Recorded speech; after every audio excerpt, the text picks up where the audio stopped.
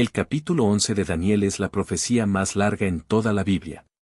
Fue escrito en el año 538 a.C., 538 años antes del nacimiento de Cristo.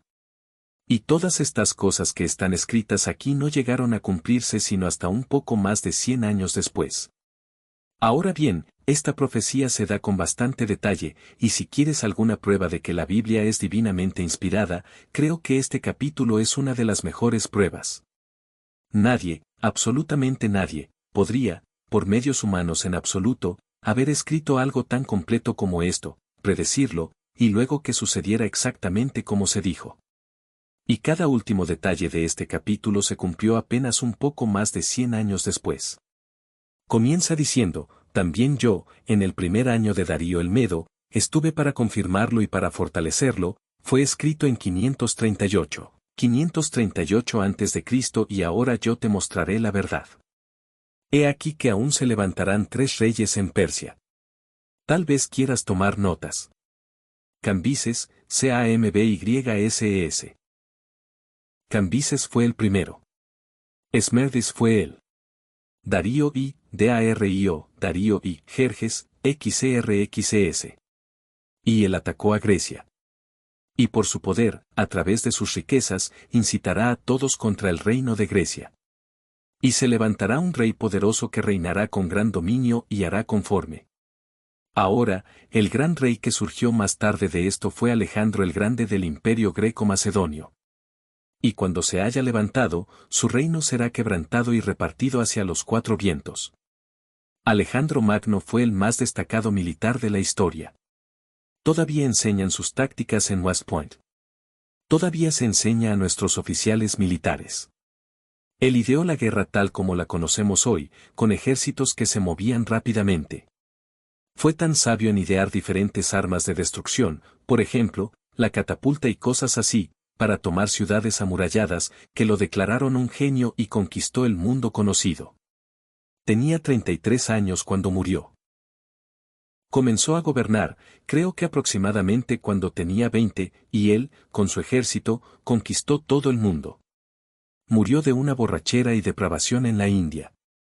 Conquistó todo Egipto, todo el norte de África, toda Macedonia y Grecia, lo que ahora es Turquía, e Israel y Palestina y Líbano y Siria e Irán e Irak, y subiendo a través de Egipto, tomó todo el mundo. Para cuando tenía solo 33 años de edad, entonces, cuando murió, estos 4 vientos, que su reino debía ser quebrado y ser. Laomedón, Laomedon, tomó Siria, que está justo al norte, y Seleuco Nicator, Nicator, tomó Babilonia. Ahora aquí Daniel estaba prediciendo que esto iba a suceder. Así que él debía levantarse, debía ser un magnífico rey, levantarse. Su dominio debía ser quebrantado y esparcido hacia los 4 vientos del cielo, lo cual sucedió bajo su forja. No fue para su posteridad. Tuvo un hijo bastardo, un niño que nació ilegítimamente, nada pasó a ese hijo, ninguna parte de su dominio le fue jamás entregada.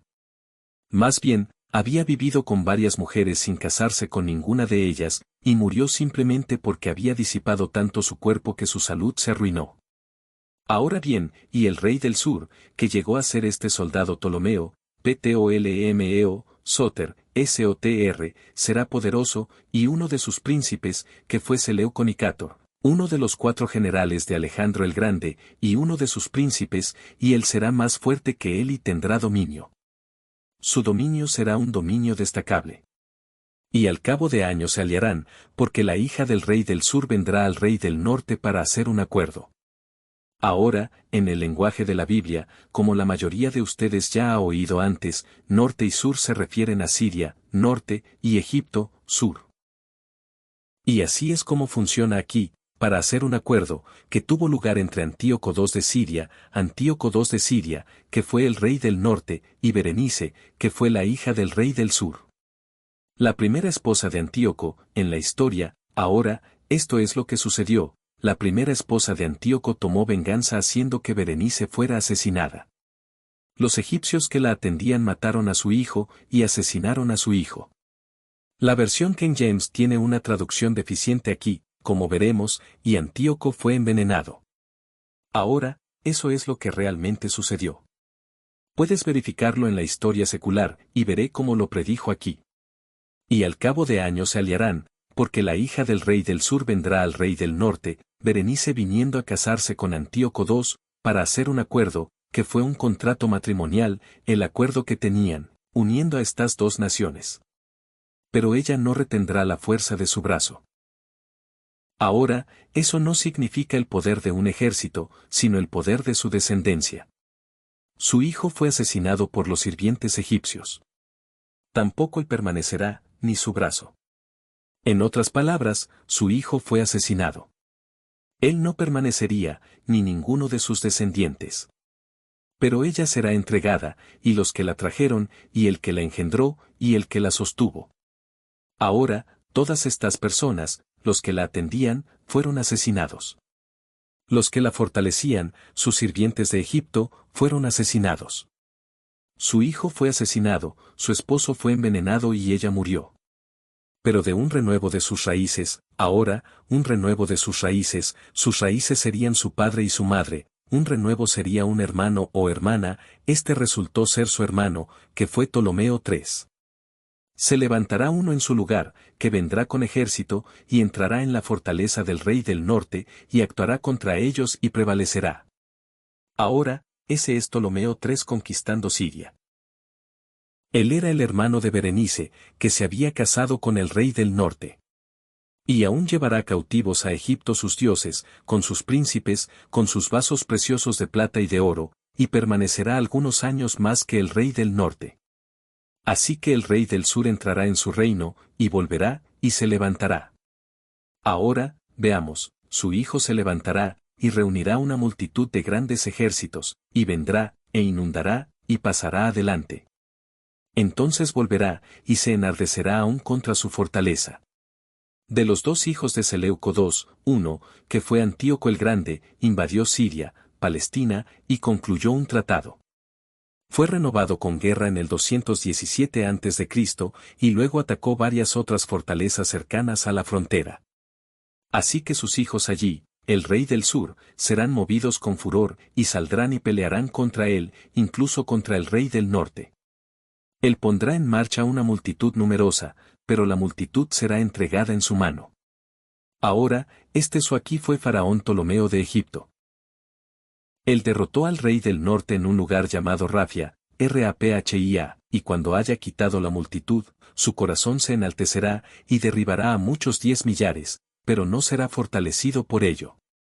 Ahora bien, los egipcios anexaron Palestina a Egipto, pero hicieron un tratado imprudente con Siria, y eso disipó su victoria, y lo hizo como nuevo. Entonces Faraón Ptolomeo persiguió a los judíos. Observa que es algo que los sirios hicieron, una persecución de los judíos. En la ciudad de Alejandría en Egipto, porque fue herido con parálisis cuando intentaba entrar en el templo en Jerusalén.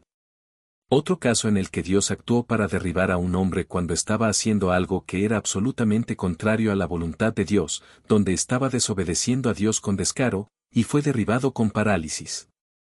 Entonces pasó el resto de su tiempo persiguiendo a los judíos.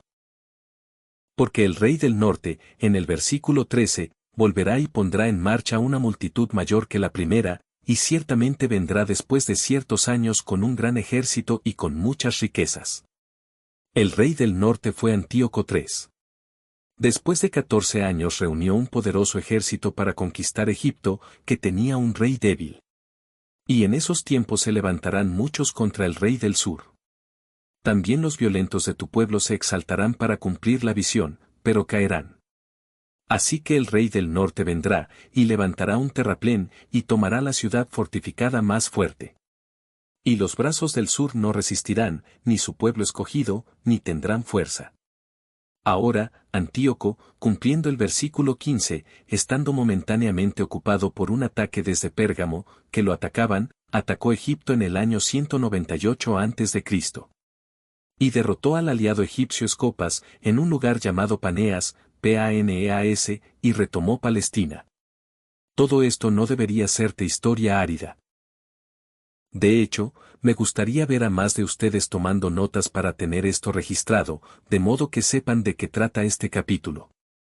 Este es realmente el único capítulo en la Biblia que prueba, quizá más que cualquier otro, que la profecía es absoluta.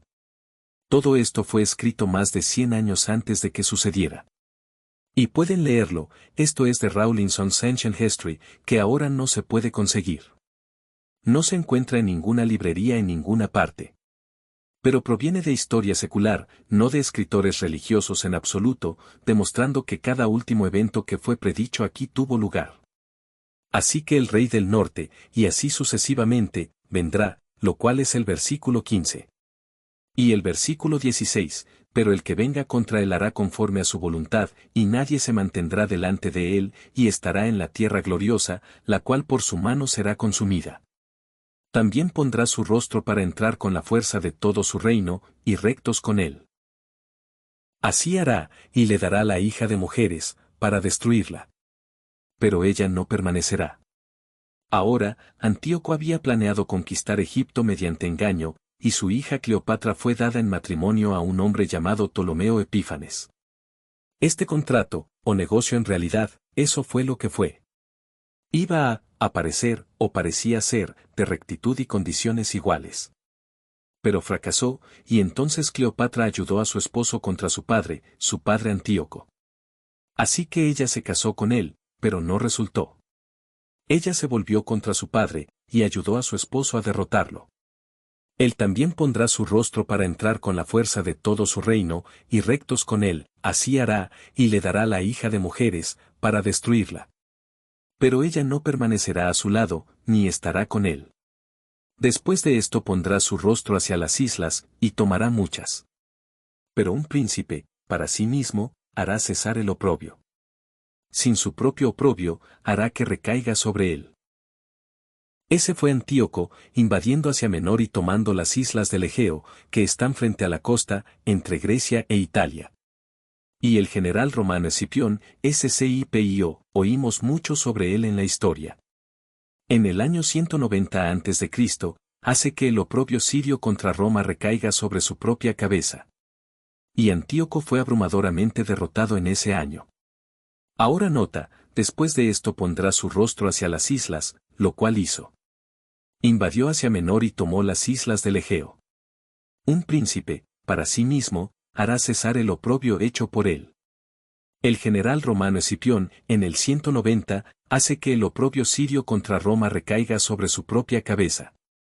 Sin su propio oprobio, hará que recaiga sobre él.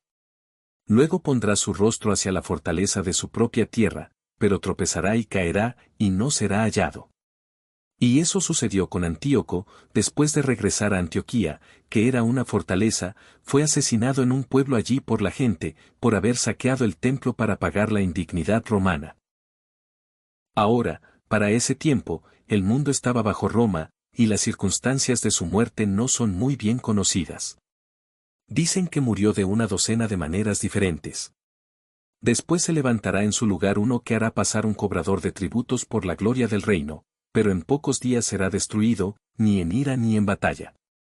Ahora estamos llegando ya al punto donde empieza a hablar de lo que va a suceder hoy. En la historia presente, cada una de estas profecías tiene un doble significado, cada una de ellas tiene un doble cumplimiento. Te estoy dando ahora la historia de cuando fue cumplida en el pasado. Gran parte de esto se ha cumplido una segunda vez con Mussolini y Hitler. Vas a ver algunos versículos aquí, más adelante, que hablan de lo que va a suceder en el futuro muy cercano. Ahora, versículo 20, después se levantará en su lugar uno que hará pasar un cobrador de tributos, pero en pocos días será destruido, ni en ira ni en batalla. Heliodoro, Heliodoro, fue enviado por Seleuco IV, Benedicto VI, y así sucesivamente. Y solo los importantes son mencionados aquí. Son aquellos que estoy mencionando porque son los que cumplieron esta profecía. El resto eran personas sin importancia que nunca llegaron a nada. Heliodoro fue enviado por Seleuco IV como recaudador de impuestos. El rey fue envenenado. La versión King James aquí tiene una deficiente traducción. Se levantará uno que hará pasar un cobrador de tributos, no debería estar aquí. En realidad debería leerse, se levantará uno que enviará un cobrador de tributos, de acuerdo con los mejores manuscritos hebreos antiguos.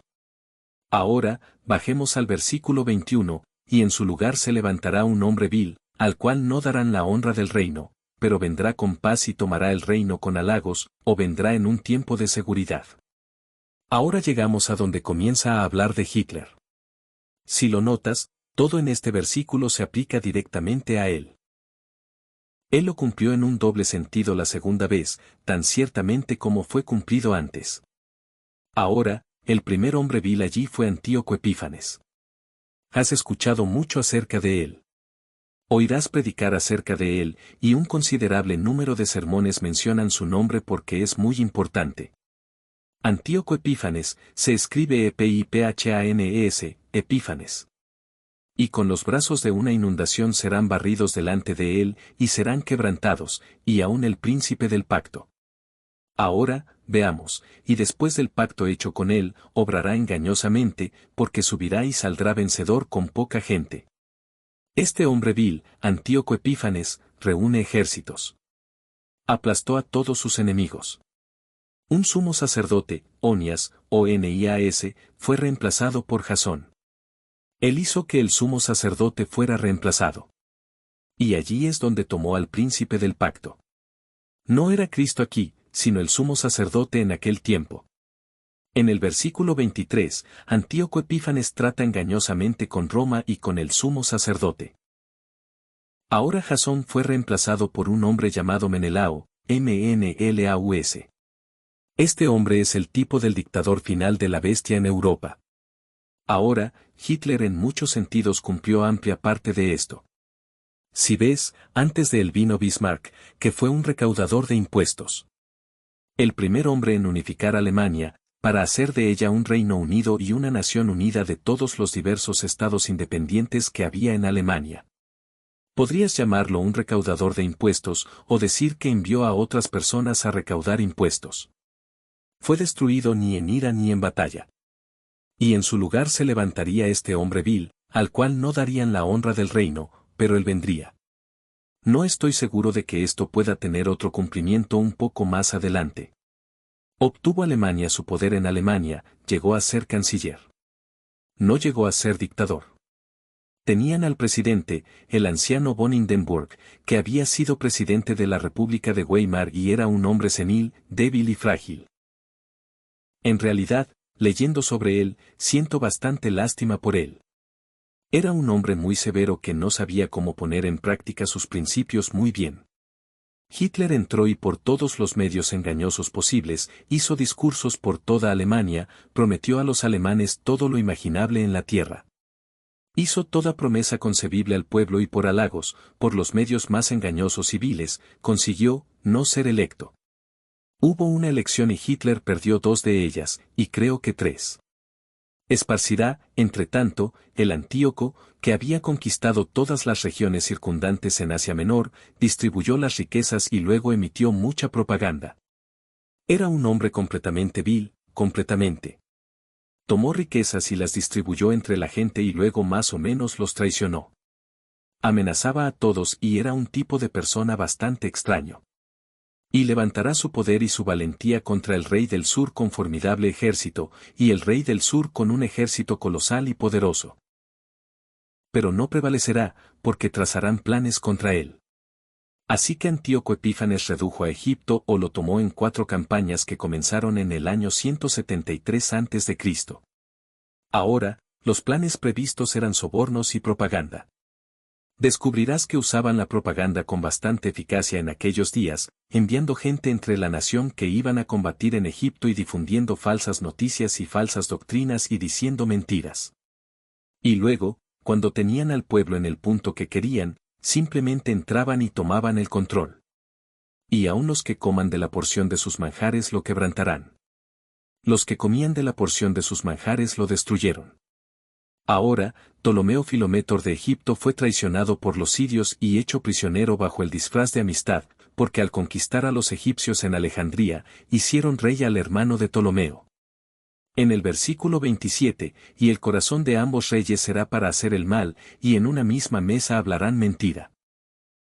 Mas no servirá de nada, porque el plazo aún será para el tiempo señalado. El tío y el sobrino en la mesa del banquete trataban de engañarse mutuamente. Suena como Hitler y Mussolini y algunos de los banquetes que solían tener. Entonces volverá a su tierra con abundante riqueza, y su corazón será contra el pacto santo, hará su voluntad y volverá a su tierra. Al tiempo señalado volverá al sur, mas no será la postrera venida como la primera. En el versículo 28, Antíoco regresa y persigue a los judíos que se alegraron al escuchar un falso informe de su muerte. Bueno, él no estaba muerto. Entonces el rey del norte regresó a Egipto cuando sus hermanos supieron de la traición del tío. Los romanos exigieron una retirada, y Roma convierte a Egipto en protegido.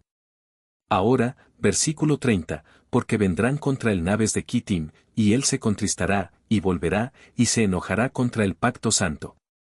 Hará su voluntad, y volverá, y se entenderá con los que abandonen el pacto santo. Ahora, las naves de Kitim, creo que es mejor escrito con K, eran la flota romana, y judíos renegados se unieron con los gentiles sirios para destruir lo que quedaba de la verdadera religión en Palestina. Para este tiempo, había muy poca religión verdadera en el mundo. Había muy pocos. Mira, aquí estamos llegando ya a poco más de 100 años antes del nacimiento de Cristo. El judaísmo no era la verdadera religión de Dios de ninguna manera. Los judíos se habían desviado tanto para entonces, habían introducido todas sus propias leyes, se habían apartado de las verdaderas leyes de Dios tantas veces diferentes, habían perdido el sábado y finalmente lo recuperaron, pero se habían hecho reglas estrictas, reglas que hicieron del sábado un yugo de esclavitud para ellos, tan estricto que ningún hombre podía realmente guardarlo. Y pasaban por rituales que ya no significaban nada para ellos. Ahora, aunque la palabra, la ley de la consumación de Dios, que es Cristo, estaba en todo el Antiguo Testamento con sus antepasados, y si ellos hubieran obedecido, todavía podrían haber sido guiados, pero más bien eligieron rechazarla e irse por otro camino. Ahora, estas leyes fueron dadas con el propósito mismo de enseñar a este pueblo que Dios era un Dios amoroso, que era bondadoso y que debían ser obedientes a Él. Pero la gente lee estas leyes hoy y piensa que son tan severas y duras. Creen, y el mundo entero ha llegado a creer, que Dios no es misericordioso, que es cualquier cosa menos amor, que es tan severo como puede ser, y que no quiere nada más que miseria. Esa es en realidad la idea que se ha transmitido. Es la idea que la Iglesia Católica sigue impulsando todo el tiempo. Ellos son santos. ¿Cuántos de ustedes oyeron esa transmisión que tuvieron desde Roma? Bien, espero que algunos de ustedes sí la escucharan. Deberían estar atentos a estas cosas y escucharlas cuando suceden. Ahora, tuvieron esta transmisión que vino de Roma. Hicieron a Pío X, como lo llaman, Papa Pío. De todos modos, él fue el número 10 de los papas recientes. Lo hicieron santo.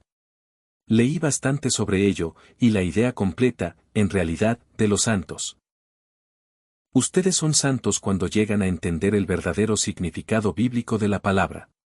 Un santo, como lo encuentran en todos esos libros del Nuevo Testamento, donde Pablo estaba escribiendo sus epístolas a las iglesias, a los santos, a aquellos miembros de la Iglesia de Dios en Corinto, y todos esos otros lugares que fueron llamados a ser santos de Jesucristo nuestro Señor.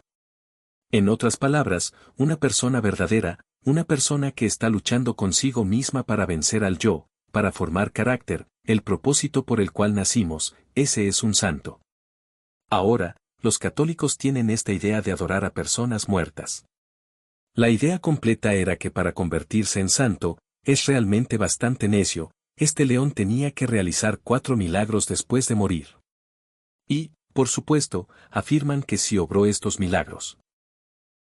Uno de ellos fue una mujer, o un hombre, no recuerdo cuál, creo que fue una mujer, que estaba muriendo de cáncer de pulmón o algo así, y cuando su esposo se agitó por ello, salió y tomó unas flores de la tumba de este papa, y llevó una foto del papa, la puso sobre su pecho, danzó alrededor de ella, y golpeó sus pies, y dijo tantos Padres Nuestros y Avemarías toda la noche.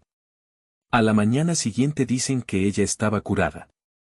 Por lo tanto, el papa, después de muerto en su tumba, lo hizo.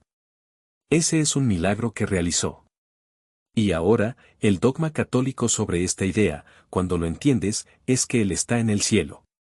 No en cuerpo, solo en espíritu. Enseñan que María, la Madre de Cristo, está como tú y yo en forma de cuerpo físico allá en el cielo. No pueden decirte dónde está el cielo, pero esa es su enseñanza dogmática, que ella ha ascendido corporalmente al cielo, y eso significa carne y huesos también. Ahora, la idea completa de sus santos es que son una persona muerta que vivió una vida ejemplar, y fueron muy rectos, nunca hicieron mal, realizaron al menos 4 milagros después de su muerte, y ahora son capaces de interceder con Dios. ¿Y sabes por qué? Porque Dios no es lo suficientemente poderoso. Él odia al mundo. Se ha ido a alguna parte. Mira a este mundo y de alguna manera aparta su rostro y no quiere tener nada que ver con él. Odia al mundo. Quiere ver al mundo infeliz, pero si logras que suficientes santos sean elevados al cielo para que intercedan y supliquen y rueguen, tal vez entonces Dios nos deje en paz. Molesta demasiado. Esa es la doctrina y la enseñanza. Me desvié ligeramente del tema en cuestión, pero es lo que ha ocurrido en este caso específico. Debemos estar atentos a las noticias a medida que se desarrollan estas circunstancias. Espero que ustedes escuchen cualquier otra transmisión de esta índole. Hagan un esfuerzo por leer su periódico todos los días y enterarse de esas cosas y escucharlas. Les digo que el tiempo es más corto de lo que creen. Cuando lleguen a darse cuenta de por qué nacieron, por qué están aquí esta noche, por qué están aquí en cuerpo sobre esta tierra en absoluto, la carne y sangre que son, la persona que son ustedes. Dios le dio a cada uno de nosotros nuestra vida con un propósito, y ese propósito fue edificar en nosotros, como han oído a mi padre decir tantas veces por la radio, la oportunidad de nacer en la familia de Dios. Ahora, solo hay una manera en que puedes llegar a nacer en esa familia, y esa es por medio de lo que Dios puede plantar, y eso es la semilla que te impregna, por así decirlo. Te impregna y te da la oportunidad de crecer, así como un niño no nacido crece hasta que nace, y ese nacimiento, el nacimiento real, vendrá con la segunda venida de Cristo. Ahora, el propósito completo de estar vivos y de estar aquí en esta tierra es formar carácter. ¿Y cómo formas carácter? Solo hay una manera en que puedes formar carácter, y esa es eliminando tus propios defectos, cada uno de nosotros, mirándonos en el espejo, dándonos cuenta de cuáles son esos defectos, y superándolos. Ahora, tenemos que hacer eso, o no vamos a ser bendecidos. No permaneceremos como la Iglesia de Cristo, o la verdadera Iglesia de Dios. No podemos ser el cuerpo de Cristo a menos que vayamos a modelar nuestras vidas conforme a Él. El mero hecho de guardar el sábado, de guardar estos días santos y hacer esas cosas, hay muchas personas inconversas que pueden hacer esas cosas porque las ven como un argumento. Muchas personas guardarán el sábado porque lo ven como un argumento salido de la Biblia. Pero nunca se han rendido a Dios. Todavía no saben por qué nacieron. Todavía no saben cuál fue el propósito de que las personas fueran puestas en esta tierra, de qué se trata todo esto. Ahora, no es un asunto trivial, en realidad. Es bastante serio. Y lo más serio es vencernos a nosotros mismos. No es algo que vas a lograr de una vez. No hay uno solo de ustedes aquí esta noche que no peque. Ni uno solo. Cualquier iglesia que diga que está compuesta por miembros que son santos y justos y que no cometen pecado en absoluto, bueno, me atrevería a llamar a esas personas mentirosos. Puedo mostrar suficientes versículos en mi Biblia, y sé a dónde acudir. Los verdaderos cristianos deben tener, pero sé que esas personas no tienen. Tendrían que ser más perfectos de lo que son para siquiera presumir de su propia justicia, lo cual es uno de los mayores defectos que se pueden tener. Y solo puedes formar carácter aprendiendo de la experiencia de tu vida los defectos y errores que cometes día a día, y aprendiendo a superar esas cosas y a crecer en la gracia de Dios y en el conocimiento de su ley. Y conforme creces en ese conocimiento, luego puedes ponerlo en práctica y aplicarlo. Ahora, en realidad, Cristo, cuando te detienes a pensarlo, Jesucristo, nuestro Mesías y Salvador, era la ley de Dios personificada, ¿no es así?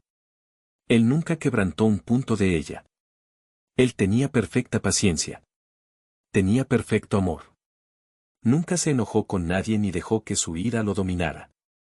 Siempre tuvo perfecta paciencia y se mantuvo firme bajo todo lo que cualquiera le dijo. Nunca les gritó de vuelta, nunca dejó que nada de eso lo dominara. ¿Cuántos de nosotros somos capaces de hacer esas cosas? Eso es prácticamente imposible para nosotros hoy. Bueno, tampoco es imposible para nosotros. Pero quiero decir, tendrías que buscar mucho para encontrar a alguien que lo haga. Y, sin embargo, es lo que todos debemos esforzarnos por lograr. No es algo en lo que podamos decir, bueno, no puedo hacerlo. No, eso es demasiado difícil, no podría. Y luego olvidarnos de ello. Bueno, sigamos con esto. En el versículo 31, y se levantarán de su parte tropas, y profanarán el santuario de fortaleza, y quitarán el sacrificio continuo. Y pondrán la abominación desoladora. Ahora, aquí hay una cosa. Cuando vemos, se nos dijo que cuando viéramos la abominación desoladora tener lugar, se les dijo entonces que huyeran a los montes, que salieran de Jerusalén, porque venía destrucción. Se nos dice que cuando eso suceda otra vez, esa es la señal de que Jesucristo viene casi de manera inmediata. Eso significa que dentro de los próximos días o semanas, puedes esperar el regreso de Jesucristo. Cuando esto suceda otra vez, y va a suceder otra vez, la Biblia muestra claramente que debe suceder otra vez. Ese fue el versículo 31.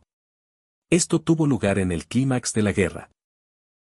También lo encontrarás en Daniel 8, versículos del 11 al 14. Un ídolo de Júpiter olímpico fue levantado. Ese ídolo de Júpiter olímpico es el mismo que ahora llaman San Pedro. Estoy bastante seguro de que es el mismo que llaman San Pedro y que está en el Vaticano en Roma. Lo veré este verano. Voy a ir de nuevo al Vaticano y estaré sin duda en la Catedral de San Pedro, como la llaman allí. Y con lisonjas corromperá a los que obran impíamente contra el pacto, mas el pueblo que conoce a su Dios se esforzará y actuará. Ahora, muchos judíos rechazaron el pacto de Dios y tuvieron la revuelta macabea.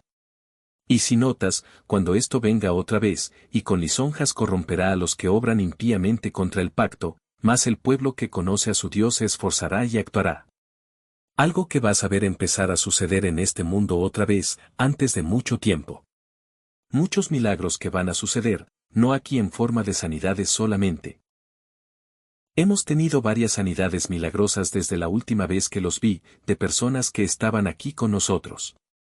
Varios que nos han visitado en California desde la última vez que estuvimos aquí, que estaban en condición bastante crítica y que han sido sanados de varias cosas. Pero el tiempo viene ahora, dentro de no mucho, cuando vas a empezar a ver milagros realizados frente al mundo entero. Y estas cosas que están profetizadas en Apocalipsis y, como dice aquí, que el pueblo que conoce a su Dios se esforzará y actuará. Se van a obrar varios milagros, y el diablo también va a dar poder a su principal agente, quien va a pretender ser capaz de leer señales de los tiempos y realizar grandes prodigios, como muchos grandes esbamis y adivinos siempre han tratado de hacerlo y han dicho que podían hacerlo. Y van a engañar a la gente con estas cosas. Tanto así, que serán capaces de obrar tales milagros que los mismos escogidos serían engañados si fuera posible. Y algunos de los entendidos caerán, para ser purgados, limpiados y emblanquecidos. En otras palabras, para hacerlos blancos. Y eso es algo que, sin duda, sucederá ahora en los próximos años, no sé cuántos, pero es algo de lo que debemos darnos cuenta, que le va a suceder a esta iglesia. Va a suceder a la iglesia que es la novia de Jesucristo. Algunas de estas tribulaciones que vienen, y créeme, vienen, creo que puedes verlo por lo que dice la Biblia, harán que algunos caigan. Eso significa que algunos que son miembros de la iglesia no van a ser lo suficientemente fuertes. Van a caer, para que el cuerpo mismo pueda ser purgado de todos esos débiles, de todos esos que no son lo suficientemente fuertes, para que pueda ser hecho puro y blanco para ser presentado a Cristo como su novia cuando Él venga. Y los entendidos entre el pueblo instruirán a muchos, y por muchos días caerán a espada y a fuego, en cautiverio y despojo. Ahora, volvamos aquí. Versículos 33 al 35. La iglesia de Dios hasta el tiempo del fin. Los judíos no conocen a Dios. Los judíos solo conocen lo que los judíos han establecido en sus propias leyes y lo que ellos piensan. Serán justos por sus propias obras. Y aún la persecución que están sufriendo no los hace justos. Usan eso como una excusa. He hablado con judíos que dicen que, porque son perseguidos, eso los hace justos y prueba, por lo tanto, que son los verdaderos adoradores de Dios. Sin embargo, niegan a Cristo. Y cuando caigan serán ayudados con poca ayuda, y muchos se unirán a ellos con lisonjas. Esa es una cosa que es bastante difícil de vencer, la adulación. Es una cosa por la que mucha gente cae. Y algunos de los entendidos caerán, para ser purgados, limpiados y emblanquecidos hasta el tiempo del fin, porque aún es para tiempo señalado. Y el rey hará conforme a su voluntad. Y se ensoberbecerá y se engrandecerá sobre todo Dios, y contra el Dios de los dioses hablará cosas maravillosas, y prosperará hasta que sea consumada la ira, porque lo determinado se cumplirá. Eso va a suceder. Es algo que creo que puedes ver cómo será cumplido. Se ensoberbecerá y se engrandecerá sobre todo Dios, y contra el Dios de los dioses hablará cosas maravillosas, y prosperará hasta que sea consumada la ira. Y el cumplimiento de esa ira será cuando la abominación desoladora tenga lugar, y van a hacer que esta estatua hable de alguna manera u otra. Del Dios de sus padres no hará caso, ni del amor de las mujeres, ni respetará a Dios alguno, porque sobre todo se engrandecerá. Más honrará en su lugar al Dios de las fortalezas, Dios que no conocieron sus padres, lo honrará con oro y plata, con piedras preciosas y con cosas de gran precio. Ahora, volvamos y veamos esto. El versículo 36. El rey es el gobernante del norte, tal como esto tuvo lugar antes del nacimiento de Cristo. Ahora, esto ya sucedió, ya fue cumplido, tuvo lugar una vez antes de que Cristo naciera. El gobernante del norte es el gobernante de Siria. No es Siria, porque Roma ocupaba Siria, y por lo tanto el verdadero poder de la tierra que ocupaba la tierra de Siria era Roma. Así que Roma es en este tiempo ahora el rey del norte. Esto describe a los emperadores romanos y los sucesivos renacimientos hasta nuestro tiempo, los emperadores se exaltan a sí mismos. Llegó un tiempo en que finalmente los emperadores romanos se convirtieron en los papas. Así se transformó todo. Hasta llegar a Mussolini, que en realidad fue un insignificante dentro de todo este sistema. Ahora, en el versículo 37, del Dios de sus padres no hará caso, ni del amor de las mujeres, ni respetará a Dios alguno, porque sobre todo se engrandecerá. Una traducción apropiada, del Dios de sus padres no hará caso. Los romanos nunca conocieron al verdadero Dios.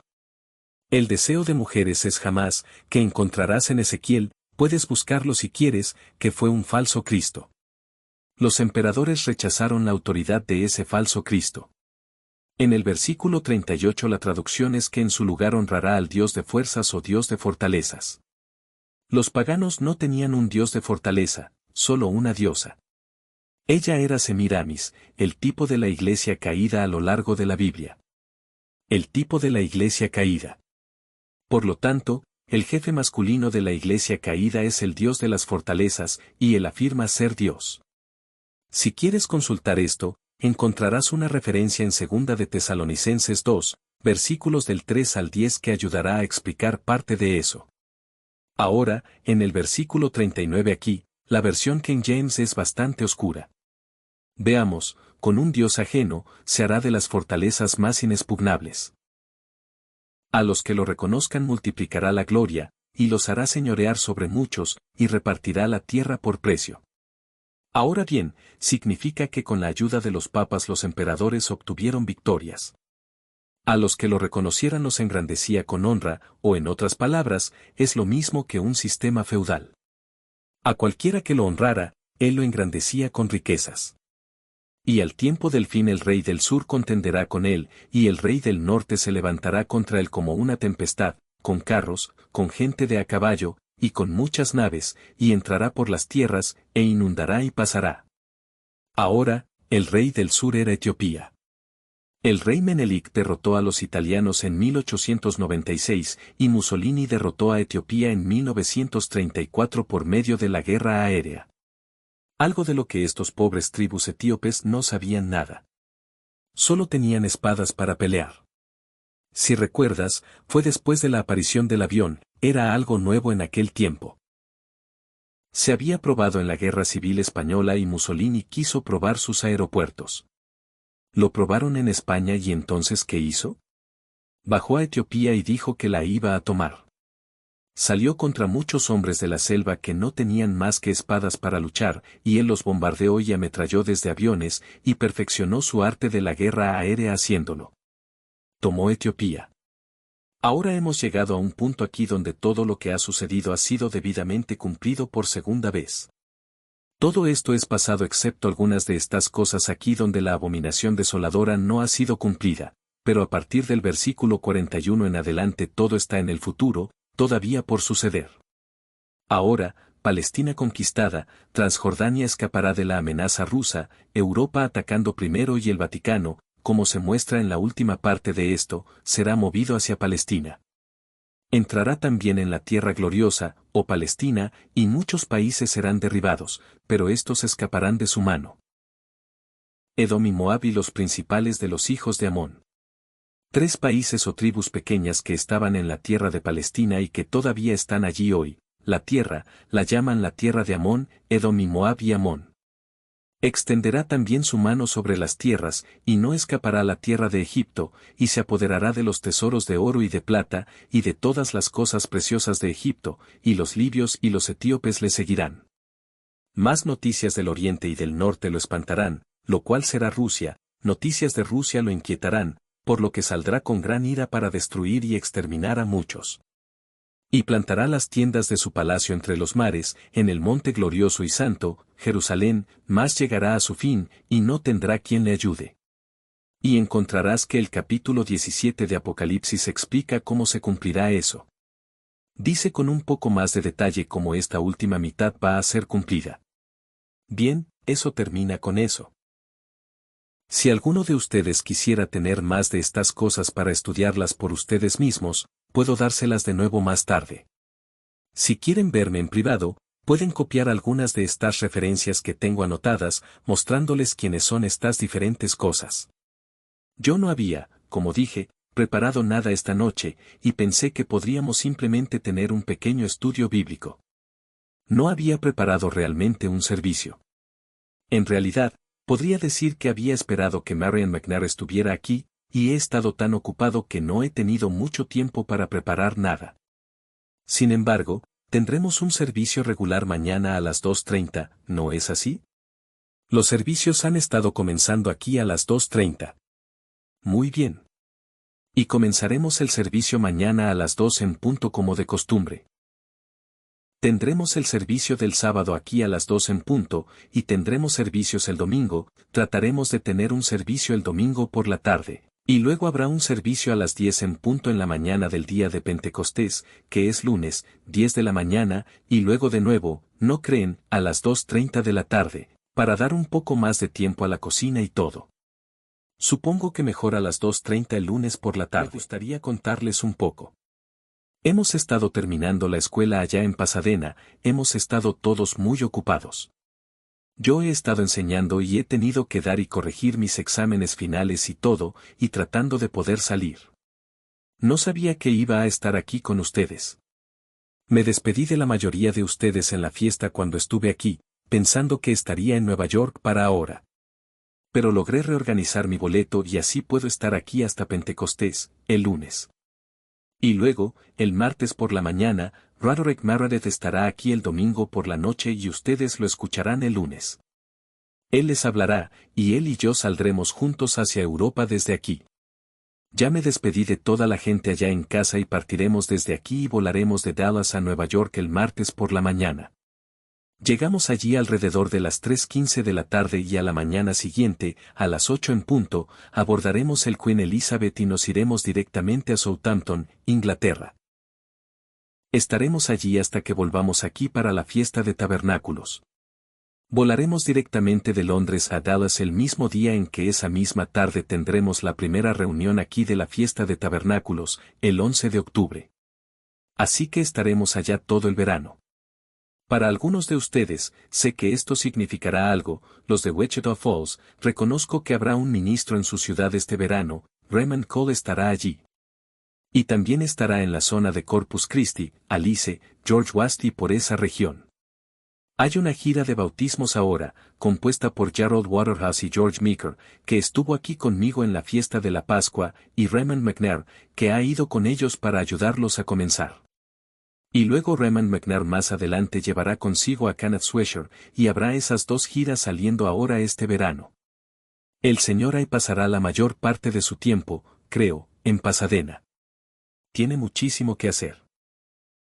Van a tener allí algunas clases de verano, algunos cursos en Biblia y en historia, y estamos tratando de hacer lo que podamos allá para que algunos de los miembros de la iglesia vengan y tomen algunas de esas cosas. Algunos cursos de historia, algunos cursos de inglés, de gramática, de caligrafía, de redacción y varias cosas que, francamente, muchos de los miembros de la congregación no han tenido. No saben cómo estudiar historia y obtener el verdadero beneficio que deberían de su estudio de la Biblia. Porque nunca han aprendido a tomar estas cosas de la historia secular y aplicarlas directamente como la Biblia interpreta este mundo y lo que es la vida. Simplemente usarlo de esa manera y saber lo que es. Y sé, francamente, que creo que puedo decir que la mayoría de ustedes aquí probablemente no tienen un entendimiento muy sólido en historia mundial. Y es algo que deberían estudiar. Deberían asegurarse de conseguir libros y cosas y entender estas cosas, de modo que estudien y se pongan al día, para que sepan algo sobre ello. Se supone que debemos crecer. Debemos crecer espiritualmente, y ciertamente eso significa mentalmente también. La mente debe crecer. El cuerpo deja de crecer, supongo que a mi edad o antes, pero la mente debe seguir creciendo hasta el día en que mueras. Y demasiadas personas no dejan crecer sus mentes. Llegan a un cierto punto en la vida donde son capaces de ganarse la vida, y luego se estancan, se meten en una rutina, bueno, hasta aquí es hasta donde necesito llegar. No están progresando, no están estudiando para avanzar, para crecer realmente mentalmente como deberían. Y eso es algo que debemos seguir haciendo hasta el mismo día en que muramos. Es tanto un problema para mí, realmente, ha sido un problema para mí estudiar mi Biblia tanto como quisiera, junto con todas esas otras materias. Y aún así nos las arreglamos con estas cosas y nos forzamos, y a veces simplemente tenemos que hacerlo. ¿Han tenido reuniones de viernes por la noche aquí antes, de grupos de estudio bíblico? Nosotros las tenemos en Pasadena todos los viernes por la noche. Nos reunimos, generalmente somos alrededor de un centenar, en la biblioteca del colegio. Es una reunión muy informal, como he tratado de mantener esta más o menos. Nunca predicamos un sermón ni cantamos himnos. Generalmente, el señor y yo simplemente nos sentamos con el grupo en una silla y hablamos con ellos. Y no nos ponemos de pie a predicar en absoluto. Simplemente abrimos la Biblia y repasamos estos temas de historia y varias cosas como estas, y tenemos un estudio bíblico, y tratamos de responder algunas preguntas y cosas así. Cada viernes por la noche. Ha sido una experiencia maravillosa para mí y, estoy seguro, para todos los hermanos allá. Lo han disfrutado y han podido crecer mucho a partir de estas cosas, y muchos de ellos han aprendido ahora cómo tomar algunas de estas cosas, estudiarlas y retenerlas, y usarlas, de modo que realmente les ha sido de gran beneficio.